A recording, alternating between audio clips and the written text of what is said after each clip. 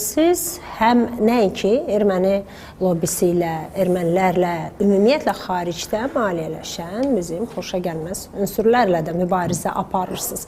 Onların fərqi nədən ibarətdir və siz onlarla dialoqu hansı səviyyədə qurursunuz? Burada gedir dava qırğınlar, yoxsa burada siz onlarla səviyyənizi saxlayaraq söhbətinizi elə qurursunuz ki, onları da öz tərəfinizə çəkmək istəyirsiniz? Bilirsiniz, bu yaxınlarda gözəl bir video qarşıma çıxdı. Hikmət müəllim yaxşı vurğuladı. Dedi ki, bəzi insanlara yazığı gəlir və necə mənim kontaktım oldu o insanlarla. 5-6 ay bundan qabaq hansısa formatda bunlar yenə də kimlərisə söyürdülər. Onlar həmişə sosial şəbəkələrdə görəndə ki, onlar dəbdə deyirlər, başlayırlar kimisə söymək. Və hansı xanımları söyürdülər. Mən də sadəcə bir neçə video paylaşdım, dedim, fərqi yoxdur. Siz Azərbaycanlısınız, Azərbaycanda anada olmuşsunuz, gedmişsiniz, siz kişisiniz. Düz demirəm, belədir, belə olmalı da.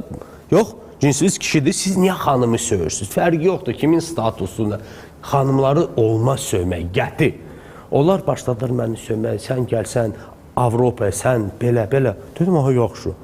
Mənim dostlarım, çox yaxınlarım, əzizlərim, 1-ci Qarabağ müharibəsinin qazisi Rəşid müəllim dəvət edib ailə ilə Avropaya. Mən yoldaşım bir də balaca uşaq.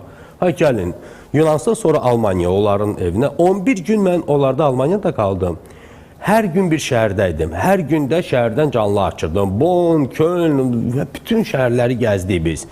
Deyirdim ki, mən buradayam. Siz deyirdiniz ki, mən gəlsəm Avropaya, səni tutarıq. Görüşərik, danışarıq. Nə biri zəng elədi. Videolarda buraxıblar ki, mehman kimlənsə gedir maşını, deyir ki, Kamran Azərbaycandır. Hə, Azərbaycan, hə, marağı yoxdur onun bizə. Və deyirdiniz ki, German gəlir. Söz davasını real artıq həyata keçirək. Mən buradayam. 11 gün nə maraqlandılar, nə tapdılar, nə zəng elədilər, heç nə.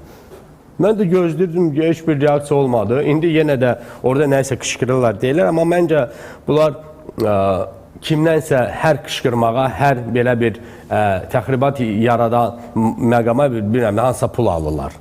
İnanmıram ki, insan belə öz, ya onun nəsə problemi var ruhi, ya da pul qazanırlar belə. Maddi maraq. Bəli, amma vətəni satmaq və xaini olmaq ondan o yanı yoxdur məncə.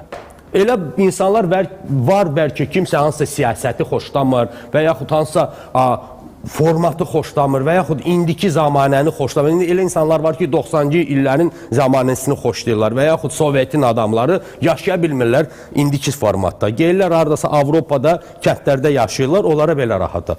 Amma kim ki öz ölkəsini, öz millətini, xalqını satır, pis sözlər deyir ki, hansı adam nəsə qurma, nəsə ermənilərdə nəsə artaxı, nəsə var idi, onların ordusu var idi. Bilməm, Qari Kasparla oturub çay içirlər.